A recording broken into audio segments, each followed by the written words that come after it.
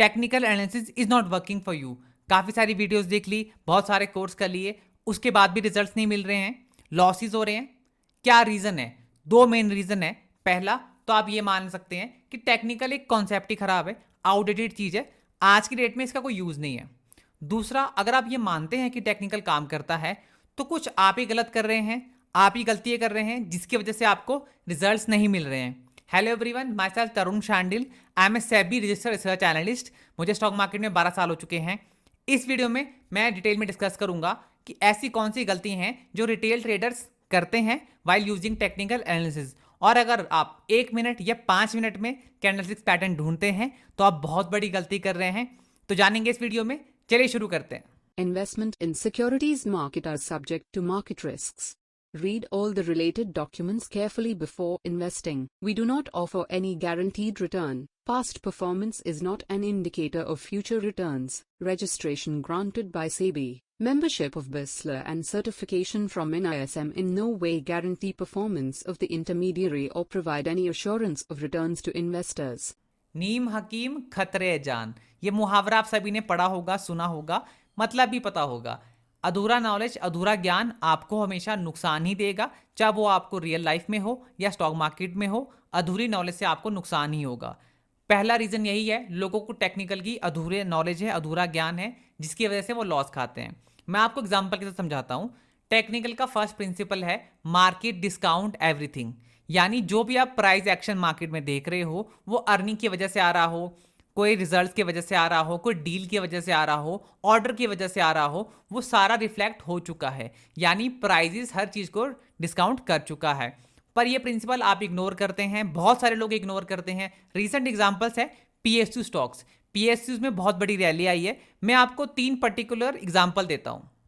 आपके सामने आरवीएल का डेली चार्ट है। आप देख सकते हैं 10 जनवरी के बाद जैसे पीएसयूज के अंदर अच्छा मोमेंटम आया, सारे स्टॉक भाग रहे थे, तो आरवीएल भी भागा। इसके अंदर काफ़ी सारी न्यूज़ आ रही थी, इनको ऑर्डर मिल रहे हैं, राइट, गवर्नमेंट रिपीट हो रही है, इसका बहुत फायदा मिलेगा। तो आप देख सकते हैं 10 जनवरी के बाद स्टॉक में बड़ा अच्छा राइज आया, 75% शेयर ऊपर भाग चुका था। आप देख सकते हैं 19 जनवरी के अंदर इतना हाई वॉल्यूम हुआ, इतना ज़्यादा मोमेंटम था, 19% था। बहुत सारे लोगों ने रील्स यूट्यूब पे देख के इसको बाय कर दिया कि ठीक है, गवर्नमेंट रिपीट कर रही है, बहुत कुछ होगा, अच्छा होगा, रेलवे के लिए अच्छा सब कुछ होने वाला है फ्यूचर में, तो ये एकदम से लेना चाहिए। अब स्टॉक 34% डाउन आ चुका है टॉप से। बहुत लोग फंसे हैं, मुझे बहुत से मैसेज आते हैं, मैं बहुत सारे कमेंट पढ़ता हूँ इंस्टाग्राम पे कि अब हमने ले तो लिया, अब करें क्या, राइट। 35% डाउन है स्टॉक, अब they are in loss, problem आ चुकी है, अब करें तो करें क्या, होल्ड करें, सेल करें, एग्जिट करें और ऐड करें। तो ये सबसे बड़ा रीजन है कि आप न्यूज को देख के जंप कर गए। ये एक फंडामेंटल न्यूज थी, राइट। आरबीआई अगर अच्छा करेगा तो वो अगले 2 महीने में अच्छा नहीं करेगा। सरकार अगर आएगी तो 5 साल के लिए काम करेगी, राइट। तो वो 2 महीने में थोड़ा ना सारे रेलवे कॉन्ट्रैक्ट बना लेंगे, रेलवे लाइन बिछा देंगे, सब कुछ कर लेंगे, नॉट पॉसिबल, राइट। उसके लिए टाइम लगेगा। तो अगर आप इसको फंडामेंटल देख के बाय कर रहे थे तो आपको स्टॉप लॉस भी उसके अकॉर्डिंग लगाना था, बट आपने एक फंडामेंटल इवेंट को देख के ट्रेडिंग कर दी। ये सबसे बड़ा रीजन है कि आप मार्केट में लॉस खा रहे हैं। सेकंड, आप देख सकते हैं यूको बैंक, सेम कहानी। जनवरी में चलना शुरू हुआ, स्टॉक 63% ऊपर चला जा चुका था, वॉल्यूम बहुत अच्छा था, हर कोई रील्स पे यूट्यूब पे देखे बाय कर रहा था, पीएसयू का टाइम है, बाय कीजिए। अब स्टॉक 33% डाउन है। अगेन वही प्रॉब्लम, क्या करें, लॉसेज हो रहे हैं, काफ़ी बड़ी क्वांटिटी उठा ली थी, क्या करना चाहिए, होल्ड करें, एग्जिट करें, राइट। तो प्रॉब्लम है कि आपने अधूरा नॉलेज, अधूरी रील्स, राइट। रील्स के अंदर 30 सेकंड में रील्स में अगर किसी ने कह दिया आपको बाय करना चाहिए तो आपने उसको देख के एक्ट कर लिया। वो सबसे बड़ी प्रॉब्लम है कि जिसकी वजह से लोग टेक्निकल में गलती कर रहे हैं और कॉन्टिन्यूस लॉसेस कर रहे हैं। तो आपको ऐसा बिल्कुल नहीं करना चाहिए। मार्केट में न्यूज़ को देख के एक्ट नहीं करना चाहिए। ये फर्स्ट प्रिंसिपल है, अगर आप उसी को नहीं मानेंगे तो आप टेक्निकल में सक्सीड नहीं कर सकते। सेम एग्जाम्पल SJVN, मैं आपको ऐसे नंबर ऑफ एग्जाम्पल दिखा सकता हूं, बट पॉइंट यही है कि आपको टेक्निकल में फर्स्ट प्रिंसिपल है, प्लीज उसको मानिए, उसके बावजूद ही आप ट्रेड कीजिए। दूसरी मेन गलती जो लोग टेक्निकल में करते हैं वो है एक फ्रेमवर्क का ना होना। मैं आपको एक्सप्लेन करूंगा, डोंट वरी, हम एग्जाम्पल के साथ इस चीज को अंडरस्टैंड करेंगे। देखिए, कब जब भी आप कोई एक पैटर्न देखते हैं, कोई head and shoulder, inverted head and shoulder, right, हरामी पैटर्न, जितने मर्जी आप एडवांस पैटर्न कर लीजिए, कोई कैंडलस्टिक्स कर लीजिए, डबल कर लीजिए, ट्रिपल कर लीजिए, मॉर्निंग स्टार, इवनिंग स्टार, ये सारे के सारे जितने भी पैटर्न्स हैं, सपोर्ट रेजिस्टेंस है, 4 चीजें हैं। पहला एक विजुअल होगा, राइट। कोई ग्राफिक होगा, हेड एंड शोल्डर और आप कप एंड हैंडल दोनों को डिफरेंस करके बता सकते हैं। एक हरामिक की कैंडल और एक एनएलफी की कैंडल में क्या डिफरेंस है। तो पहला विजुअल है कि आप उसको आंखों से देख सकते हो, डिफरेंशिएट कर सकते हो। दूसरी चीज उसमें होनी चाहिए कोई क्राइटेरिया, कोई रूल्स होंगे। ये काफी सारे लोग इनको नहीं पढ़ते हैं और इसको अपने हिसाब से मॉडिफाई करते हैं। एक आपको एग्जांपल देता हूं, आपके स्क्रीन पे भी इस समय आ रहा होगा। देखिए, जब भी हम बात करते हैं हैमर कैंडल की, तो हैमर के लिए पहला रूल क्या है कि एक डाउन ट्रेंड होना चाहिए। ये पैटर्न काम ही डाउन ट्रेंड में करता है। दूसरा, इसमें कोई अपर विक नहीं होनी चाहिए। तीसरी चीज, length of the wick should be 2 to 3 times the length of the body. यानी जो आपकी विक है, लोअर विक है, मान लीजिए वो 6 पॉइंट की है, तो बॉडी ऊपर 2 पॉइंट्स की होनी चाहिए, राइट। उनके बीच का रिलेशन 2 से 3 गुना का होना चाहिए। अगर आपकी बॉडी 5 पॉइंट की है तो आपकी लोअर विक उससे डबल या ट्रिपल होनी चाहिए। अगर वो 5 पॉइंट के नीचे भी 5 पॉइंट की है तो उसको हैमर नहीं बोलते, पर लोग इसको कंसीडर करते हैं।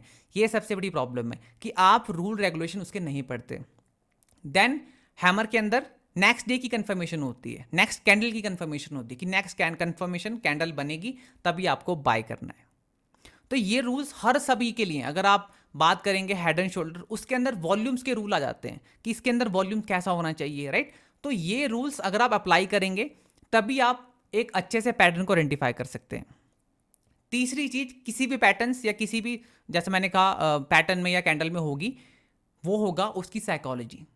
उसके पीछे रीजन क्या है, ह्यूमन साइकोलॉजी कैसे काम कर रही है, तभी वो पैटर्न या तभी वो कैंडलस्टिक्स काम कर रही है। हैमर के लिए अलग होगी, इन्वर्टेड हैमर के लिए अलग होगी, हेड एंड शोल्डर के लिए अलग होगी। तो वो आपको स्टडी करनी पड़ेगी।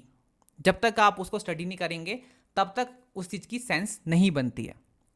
एंड इसके बाद जो आप सभी लोग करते हैं, दैट इज फोर्थ चीज इसमें ऐड होती है, दैट इज प्रैक्टिकल। आप उसको प्रैक्टिकली यूज करते हैं, आप ढूंढते हैं, प्रीवियस कैंडल्स में ढूंढते हैं, उसके बाद आप उस पर एक्ट करते हैं।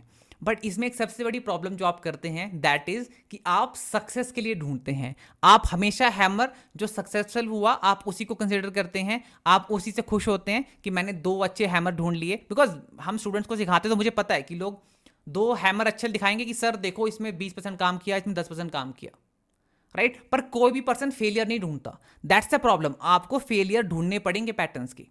देखिए, अगर ये एक साइंस होती है, लाइक एक आर्ट और साइंस का मिक्सचर है, टेक्निकल, अगर ये साइंस है तो इसकी तो बीटेक की डिग्री होनी चाहिए थी, राइट। इसके प्रॉपर रूल्स होते। बट ये आर्ट और साइंस है तो आपको इसके फेलियर ढूंढने पड़ेंगे। तो मेरा पर्सनल सजेशन है कि आपको फेलियर के लिए ढूंढना चाहिए, पैटर्न्स कहाँ फेल हो रहे हैं उनको ज्यादा फोकस करना चाहिए, rather than focus on success कि कहाँ कहाँ सक्सेसफुल हुए हैं।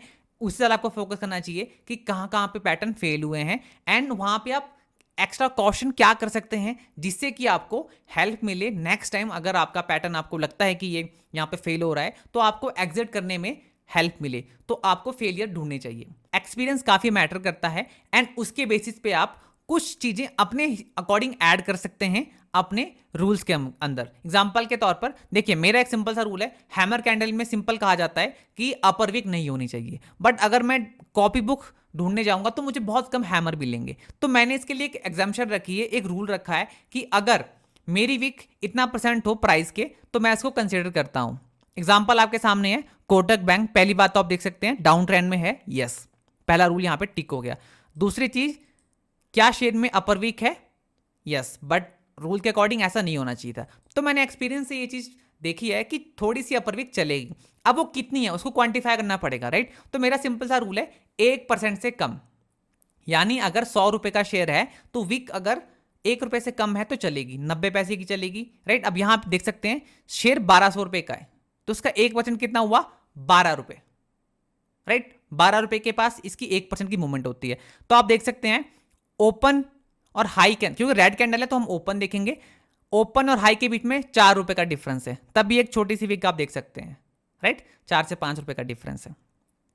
तो ये वीक मैं कंसिडर करूंगा, मैं इसको हैमर कंसिडर करूंगा, क्योंकि इसमें जो मेरी 1% की मूवमेंट है उससे ये कम मूवमेंट है। अगर ये 15, 16 या 20 रुपए मूवमेंट होती तो मैं इसको कंसिडर नहीं करता।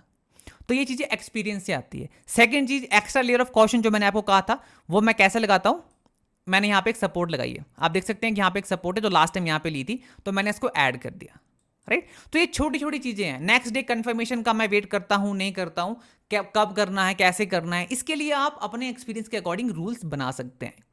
अब ये बनेगा आपका फ्रेमवर्क। पहले आपको उसका ग्राफिक्स देखना है, विजुअल देखना है, राइट, आपको पता लगना चाहिए कि ये हैमर है या नहीं है। Then you should go for theory, right, इसकी बेसिक थ्योरी क्या है, रूल्स क्या है, क्राइटेरिया क्या है, फिर आपको साइकोलॉजी समझनी चाहिए एंड फिर इसकी फेलियर की प्रैक्टिस करनी चाहिए। बिकॉज तो ये सब चीज़ें मैं कर चुका हूँ, तो मेरा एक प्रॉपर फ्रेमवर्क बन चुका है कि मुझे जब भी देखना है मुझे रूल्स पता है, राइट, मुझे हर बार ये कैलकुलेट करने की जरूरत नहीं है। Third big mistake in technical is choosing time frame. किस टाइम फ्रेम पे आपको कैंडलस्टिक्स ढूंढनी चाहिए, पैटर्न्स ढूंढने चाहिए, सपोर्ट रेजिस्टेंस ढूंढनी चाहिए। बहुत सारे लोग 1 मिनट 5 मिनट पे कैंडलस्टिक्स पैटर्न्स ढूंढते हैं एंड देन दे सेड कि हमें इस पे सही व्यू नहीं मिला, हमारा व्यू गलत हो गया, प्रॉफिट नहीं हुआ, राइट। सो मैं आपको एक बहुत सिंपल से तरीके से बताऊंगा, दैट्स मेरा व्यू, कि मुझे लगता है कि 1 मिनट या 5 मिनट पे क्यों नहीं हमें पैटर्न ढूंढने चाहिए। आप सभी को HFT का पता होगा, नहीं पता बता देता हूं मैं, high frequency trading, algo trading जिसे कहते हैं। आज की डेट में मैक्सिमम जो एक्सचेंजेस का वॉल्यूम आ रहा है वो HFT, तो कैन से यार 50 to 60% जो वॉल्यूम एक्सचेंजेस पे हो रहा है that is due to algos, यानी एल्गोज ट्रेडिंग कर रही हैं और हम उनके अगेंस्ट ट्रेडिंग कर रहे हैं। अब आप एक बात मुझे बताइए, अगर आपके अगेंस्ट अगर कोई ह्यूमन है तब तो आप कैंडलस्टिक्स पे जो आप अपना साइकोलॉजी पढ़ते हैं उसकी सेंस बनती है, बट जब आप एक एल्गो के अगेंस्ट ट्रेड कर रहे हैं तो आप कैसे एज्यूम करें कि सामने वाला एक ह्यूमन ट्रेडर है एंड वो यहाँ पे बुलिश है, यहाँ पे बेरिश है। मैं आपको एक बहुत सिंपल सी बात करता हूँ, HFTs जो ट्रेड करते हैं that is on volume profile and datas. जो हम लोग ऑर्डर डालते हैं बुलिश बेरिश, हम बाय सेल स्टॉप लॉस जो भी हम ऑर्डर पंच करते हैं उसका वहां पे ट्रैक होता है एंड दे वॉल्यूम प्रोफाइल को स्टडी करते हैं and after that they take a view and बहुत मिली सेकंड के ट्रेड होते हैं उनके, मिली सेकंड्स के। तो आप सोचिए जब मिली सेकंड्स में ट्रेड होगा तो वो कैंडल में तो बनने का मौका भी नहीं मिलेगा आपको। ये निफ्टी का 1 मिनट चार्ट है, रिसेंटली 15 मार्च के दिन आप देख सकते हैं 1 मिनट पर 2:34 पर पियर्सिंग पैटर्न बना है, राइट, पियर्सिंग पैटर्न है एंड 2:36 पर इसकी कंफर्मेशन भी आ गई दैट हमें यहां पे इसको बाय करना चाहिए। अच्छी बात है, कंफर्मेशन आ गई, हमने बाय कर लिया। आप देखिए 259 एग्जैक्ट 259 तक स्टॉक ने, निफ्टी ने 61 रुपीज की अपवर्ड मूवमेंट आई, 22,466 के 48 का 22,048 का हाई बना है एंड नेक्स्ट 1 मिनट की कैंडल में सारा मोमेंटम रिवर्स हो गया। आप देखिए पूरी 1 मिनट की कैंडल में, 3 बजे की कैंडल में जो आपने 61 पॉइंट कमाए थे 51 पॉइंट 1 मिनट की कैंडल में लूज कर दिए। तो अब जिसने यहां पे कैंडल देख के बाय किया होगा उसको एग्जिट का मौका ही नहीं मिला, जितने को यहां पे सोचता कि यहां से और ऊपर जा सकता है, राइट। अगर आपने स्टॉप लॉस या टारगेट आपने पहले इनबिल्ट डाल रखे हैं कि टारगेट इतना है तो एग्जिट कर जाना, अगर ऐसा नहीं किया तो आप फंस जाते हैं। एंड इतनी जल्दी डिसीजन मेकिंग किसका होता है, एंड 61 पॉइंट सही है, राइट। अगर आप ATM कॉल भी लेते तो वो 30 पॉइंट मूव करती, राइट, अगर आपने ATM कॉल ली होती। पर ज्यादातर लोग क्या करते हैं, OTM कॉल लेते हैं जिनका डेल्टा 20-30 होगा, तो वो बहुत कम मूव करती हैं।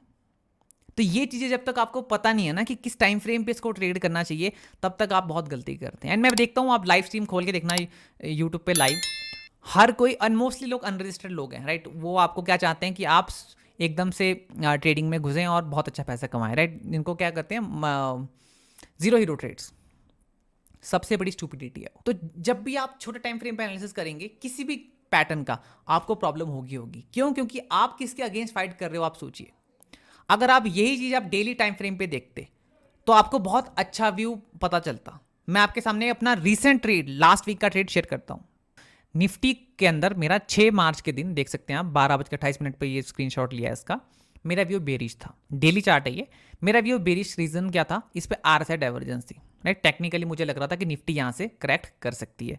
6 तारीख का डेटा है and because I am a SEBI registered analyst, तो हमें इसका रिकॉर्ड रखना पड़ता है। तो यू कैन सी हियर, यहाँ पे मैंने प्रॉपर लिखा है, राइट, क्या RSI डाइवर्जेंस इस पे। देन ऑप्शन डेटा में क्या था वो भी सब कुछ लिखा है एंड देन वी क्रिएट है बेयर पुट स्प्रेड, राइट। एक बेयर पुट स्प्रेड बनाई निफ्टी के अंदर एंड ये डेली चार्ट देख के, एंड उसके बाद हुआ क्या, ये आप लाइव देख सकते हैं। देखिए ये 6 तारीख की कैंडल है आपकी, नेक्स्ट डे निफ्टी ऊपर गई और हमने ये बनाई थी 13 के लिए, राइट, 13 तारीख के लिए, जो भी रिसेंट था, जो नेक्स्ट वीक की एक्सपायरी थी उसके लिए। क्या आप यहाँ देख सकते हैं 14 मार्च के लिए बनाई थी। सो आप देख सकते हैं 6 तारीख को हमने ट्रेड किया, थर्सडे को, उसके बाद निफ्टी ऊपर गया, फिर ऊपर गया एंड देन देखिए 13 तारीख को इसने एकदम से एक दिन एक्सपायरी से पीछे मार्केट करेक्ट कर गई एंड हमें इस पर अच्छे पैसे बने। You can see here that इसके अंदर स्प्रेड के अंदर काफ़ी अच्छे पैसे बने। बट यहाँ से आपको 2 चीज़ें सीखनी चाहिए। पहला क्या, एक तो टाइम फ्रेम एनालिसिस, ये डेली चार्ट देख के मैंने ट्रेड लिया है और ये 12:28 है, you can see the candle उस दिन ये बन रही थी, राइट। तो मेरा व्यू था कि निफ्टी आज या कल या 3-4 दिन के अंदर आराम से गिर सकती है, तो मैंने इसीलिए नेक्स्ट वीक के लिए ट्रेड किया। मेरा व्यू था कि अगले आने वाले समय में निफ्टी गिर सकती है। देन मैंने डेटा को स्टोर किया, राइट। एंड ये आपको भी करना चाहिए, राइट। ये मेरा आपको एक सजेशन है, जब भी आपको ट्रेड करें प्लीज़ उसका रिकॉर्ड रखें, राइट। आपको ऐसा रिकॉर्ड या साइन करने की जरूरत नहीं है because that's mandate for us, पर आपके लिए ये रिकॉर्ड रखना बहुत जरूरी है कि आपने कब ट्रेड लिया, क्यों लिया। इसका बहुत एक सिंपल सा रीज़न है, आप अपनी गलती आइडेंटिफाई कर सकते हैं। देखिए मैं आपको बता सकता हूँ अपने पिछले 2 साल के ट्रेड, राइट, कि मैंने कब लिया था, कैसे लिया था, बट क्या मुझे अगले पिछले वीक का ट्रेड बता सकते हैं आपने यही लिया था, निफ्टी बैंक निफ्टी कुछ भी लिया होगा, क्यों लिया था, राइट। कोई आपके पास कोई रिकॉर्ड नहीं है, आपको याद भी नहीं रहेगा, किसी को याद भी नहीं रहता कि मैंने ट्रेड दिया था। बट जब आपके पास स्टोरेज है, आपने डेटा लिखा है, तब आपको समझ आएगा कि मैंने ये गलती की थी। एंड इसी से ट्रेडर बनते हैं। जितना आप अपनी गलती से सीख सकते हैं, आप कहीं से नहीं सीख सकते। तो ये हैबिट डालना शुरू कीजिए कि जो भी आप ट्रेड करिए उसका रिकॉर्ड रखिए, राइट। आप पेन पेपर पे कीजिए, आपको एक्सेल ये वर्ड पे या एक्सेल पे करने की जरूरत नहीं है। आप प्लीज़ एक बार रिकॉर्ड तो रखिए ताकि आप उसको डेटा को चेक कर सकें। यार किसी को दिखाना भी हो तो बहुत ईजी है कि मैंने ये ट्रेड किया था, ये लॉजिक था, बताइए आपको क्या लगता है। जब आप ये एक हैबिट बनाएंगे तो आप एक अच्छे एनालिस्ट एंड अच्छे ट्रेडर बन सकते हैं। Fourth big mistake is choosing segment, कि सेगमेंट में आपको ट्रेड करना है, कैश में करना है, ऑप्शंस में करना है, फ्यूचर्स में करना है, राइट। आपको वो चूज करना आना चाहिए एंड उसके अकॉर्डिंग आपको उसका रिलेटिव डेटा भी देखना चाहिए। एक एग्जांपल से समझते हैं, मान लीजिए आपने आरएनएल के अंदर ब्रेकआउट देखा या आपने न्यूज देखी, कुछ भी है, लाइक ज्यादातर लोगों ने इसको न्यूज देख के ट्रेड किया। 15 जनवरी के अंदर बहुत बड़ा वॉल्यूम आया, आप देख सकते हैं 136 मिलियन शेयर ट्रेड हुए। नाउ आपको ये चेक करना चाहिए था कि इसके अंदर कितनी डिलीवरी गई है, यानी अगर 100 शेयर ट्रेड हुए हैं तो कितने लोग डिलीवरी लेके घर गए हैं। देखिए जो बुलिश होगा वो शेयर को होल्ड करेगा, वो शेयर की डिलीवरी लेके जाएगा, चाहे वो इंस्टीट्यूशंस हो चाहे वो रिटेलर्स हो। और मार्केट मूव कौन करते हैं, इंस्टीट्यूशंस, राइट। तो अगर डिलीवरी बहुत बड़ा परसेंटेज दिखता है मतलब लोग बहुत बुलिश हैं और वो घर को डिलीवरी लेके जा रहे हैं स्टॉक की। तो आप यहाँ देख सकते हैं, देखिए 10 जनवरी को बड़ा वॉल्यूम हुआ, कुछ खास डिलीवरी नहीं उठी। 15 जनवरी को 16% डिलीवरी उठी, आप देख सकते हैं। देन देखिए जितना शेयर में वॉल्यूम आया 19 तारीख को, आप डिलीवरी देखिए 14% के आसपास, राइट। अब इसके साथ में आपको चेक करना चाहिए कि डील्स हुई या नहीं हुई। देखिए बल्क डील कुछ नहीं है, ब्लॉक डील कुछ नहीं है, इनसाइडर कुछ नहीं है, यानी जो इतना जो वॉल्यूम हुआ वो किस वजह से हुआ, सिर्फ इंट्राडे करके। तो अगर आपने इंट्राडे किया तो बहुत अच्छी चीज है, आपने पैसा कमाया होगा।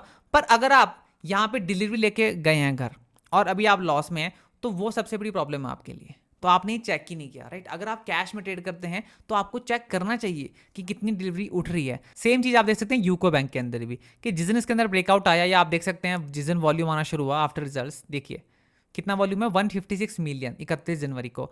आप 31 जनवरी का डेटा देखेंगे तो आपको पता लग जाएगा कि स्टॉक के अंदर कितनी डिलीवरी उठी है, राइट, 21%। उसके बाद देखिए वॉल्यूम बहुत स्पाइक हुआ है, 5 फरवरी को वॉल्यूम देखिए, हाईएस्ट स्पाइक्स वॉल्यूम है इसका, इतना वॉल्यूम इसमें नहीं होता। और उसके बाद डिलीवरी देखिए कितनी है। तो मैक्सिमम लोग इस पर इंट्राडे कर रहे थे। अगर आप इसमें डिलीवरी लेके घर गए हैं तो अभी आप प्रॉब्लम में है। वाई? बिकॉज स्टॉक नीचे आ चुका है। साथ में आप चेक कर सकते थे इसकी डील्स, किसी म्यूचुअल फंड ने उठाया है क्या, किसी बड़े इंस्टीट्यूशन ने उठाया है क्या, तो नहीं। इनसाइडर्स तो वैसे नहीं उठाएंगे बिकॉज सरकार इसका प्रमोटर है। तो ये चीज़ें आपको चेक करनी चाहिए अगर आप कैश में ट्रेड कर रहे हैं, राइट। अगर आप स्विंग ट्रेडिंग कर रहे हैं, आपको ये चीज़ चेक करनी चाहिए कि स्टॉक के अंदर डिलीवरी उतनी गई है या नहीं। आपको एक रीसेंट एग्जांपल समझाता हूं। एवलॉन टेक्नोलॉजी का ये डेली चार्ट लगा आपके सामने 8 फरवरी 2024 को। रिसेंटली 2.1 मिलियन शेयर्स का वॉल्यूम हुआ है, जो कि इसके लिए बहुत बड़ा है। आप देख सकते हैं इसमें नॉर्मल वॉल्यूम होता है 1, 2, 3, 4, 5 lakh, right. Mostly 4-5 lakh share का वॉल्यूम जो हाईएस्ट देखा है, या 1 मिलियन। इस दिन 2.1 मिलियन शेयर्स का वॉल्यूम हुआ है, बहुत बड़ा वॉल्यूम है। तो मैंने शाम को जाके चेक किया तो मैंने देखा कि 81% डिलीवरी उठी है, यानी 100 शेयर ट्रेड हुए हैं तो 81% लोग घर को लेके गए हैं। साथ में मैंने चेक किया कि कौन बड़े लोग हैं जो इतनी बड़ी डिलीवरी उठा के गए हैं। तो आप डील्स में देख सकते हैं HDFC म्यूचुअल फंड ने इतनी क्वांटिटी में शेयर को बाय किया है। And that is a very big thing, because जब म्यूचुअल फंड एंट्री करता है तो वो बहुत बुलिश है और वो बहुत लॉन्ग टर्म के प्लेयर हैं इस पे, राइट। एंड उसके बाद देखिए स्टॉक में 1 महीने के आसपास 10-12% की मूवमेंट आ गई, राइट। 10% का अपसाइड आ गया। कैश में ट्रेड करते हैं तो आपको चेक करना चाहिए कि कितनी डिलीवरी उठ रही है। सेम चीज अगर आप ऑप्शंस में ट्रेड करते हैं, फ्यूचर्स में ट्रेड करते हैं, फ्यूचर्स के अंदर आप बिल्डअप देखिए, फ्यूचर बिल्डअप डेटा क्या है। एंड ऑप्शन, ऑब्वियसली अगर आप ऑप्शन में ट्रेड करते हैं तो आपको ऑप्शन चेन दिखनी चाहिए, जिससे आपको समझ आए कि आपको ट्रेड करना है या नहीं करना है। नेक्स्ट बिग मिस्टेक है इज रिस्क मैनेजमेंट। आपने व्यू बना लिया, आपने सेगमेंट चूज कर लिया, आपने डेटा पढ़ लिया, फिर आप रिस्क मैनेजमेंट पे आइए कि आपको कितने लॉट्स लेने हैं, कितनी क्वांटिटी लेनी है, राइट, कब तक आप उसको होल्ड करना चाहिए, एंड आपका रिस्क रिवॉर्ड क्या होना चाहिए, ये आपको पहले ही पता होना चाहिए। मैं बहुत बार देखता हूँ लोग जब भी मैं ट्रेड करता हूँ या नॉर्मल लोगों से बात करता हूँ तो वो उस समय कैलकुलेट कर रहे होते हैं कि कितने लॉट लेने हैं। That's a problem. आपके पास पहले ही ये सिस्टम रिटर्न में होना चाहिए, आपके पास पता होना चाहिए आपको कैश में ट्रेड कर रहा हूँ, स्विंग ट्रेडिंग कर रहा हूँ तो मेरी इतनी क्वांटिटी होनी चाहिए, फ्यूचर कर रहा हूँ, ऑप्शन कर रहा हूँ। अगर आप हर बार अपना रिस्क मैनेजमेंट चेंज करते रहेंगे तो आपको प्रॉब्लम होगी, आपको लॉस होगा ही होगा। आपके पास प्री डिटरमाइंड एक सेटअप होना चाहिए कि ठीक है अगर मैं कैश में ट्रेड कर रहा हूँ तो इतने का स्टॉप लॉस, बस फ्यूचर में कर रहा हूँ, ऑप्शन में कर रहा हूँ, ये मेरा इंट्राडे के लिए, ये मेरा पोजिशनल के लिए। So these are the mistake I believe retail trader करते हैं while using technical analysis, and उनको वहां पे लॉसेज होते हैं, सक्सेस नहीं मिल पाती। आपके साथ मैंने एक फ्रेमवर्क शेयर किया है, अब मैं आपको उसका एक कंक्लूजन बताता हूँ कि आपको कैसे यूज करना चाहिए। That's my framework. आपको अच्छा लगे तो यूज कीजिए, अदरवाइज आप अपना बनाइए। एंड मैं आपको रिक्वेस्ट करता हूँ प्लीज इस पर एक बार सोचिए कि आपको कैसे चीज़ों को जोड़ना है एंड एक प्रॉपर एक सेटअप बन जाए, आपका रूल बेस्ड सिस्टम बन जाए। सबसे पहले मैं चार्ट देखता हूँ, डेली चार्ट, वीकली चार्ट। अगर मैं देख रहा हूँ स्विंग ट्रेडिंग के लिए तो ये 2 टाइम फ्रेम है। अगर मैं देख रहा हूँ इंटरडे के लिए तो मैं 1 आवर का चार्ट भी देख लेता हूँ, इससे नीचे मैं बहुत कम जाता हूँ। Then came data. अगर मैं फ्यूचर्स ऑप्शन में कर रहा हूँ तो ऑप्शन डेटा, ये फ्यूचर डेटा देखना है, कैश में कर रहा हूँ तो मुझे डिलीवरी देखनी है, इन सब चीज़ों को मैं देखता हूँ। अगर ये सिंक होता है तभी मैं आगे बढ़ता हूँ। मेरा मतलब है अगर बुलिश पैटर्न बन रहा है और डेटा भी बुलिश बनता है तो वो चीज़ें मैच करती हैं। जनरली लोग क्या करते हैं कि बुलिश पैटर्न बन गया, डेटा नहीं देखते हैं, बस अपनी गट फीलिंग पे बाय कर लेते हैं कि देखी जाएगी, कर लेंगे ट्रेड, जो होगा वो देखा जाएगा। That's a problem. आपको वो सिंक होना चाहिए। थर्ड चीज़ रिस्क मैनेजमेंट। अगर रिस्क बहुत फेवरेबल है तो मैं ट्रेड करूंगा, अदरवाइज मैं ट्रेड नहीं करता। तो ये तीनों चीज़ें आपको सिंक बैठानी पड़ेगी तभी आप ट्रेड ले सकते हैं, और वही आपका एक फ्रेमवर्क होगा। एंड जो मैंने आपको कहा कि आपको अपने ट्रेड्स को रिकॉर्ड रखना चाहिए ताकि आपको उनको फ्यूचर में आप लुक बैक कर सकें, आप देख सकें आपकी गलती कहाँ हुई एंड इसको इम्प्रूव कर सकते हैं। So these are the mistake I believe लोग करते हैं। आपके साथ मैंने फ्रेमवर्क शेयर किया। आपका सजेशन मुझे कमेंट सेक्शन में बताइए कि कौन सी गलतियां आपको लगता है कि रिटेलर्स करते हैं जो मैंने कवर नहीं की, एंड आप क्या अच्छा करते हैं प्लीज़ ये भी बताइए ताकि मुझे भी as a trader, as a analyst help मिले एंड हम क्लाइंट्स को अच्छे से सर्व कर सकें। So thank you for watching the video. If you like the video please like and subscribe.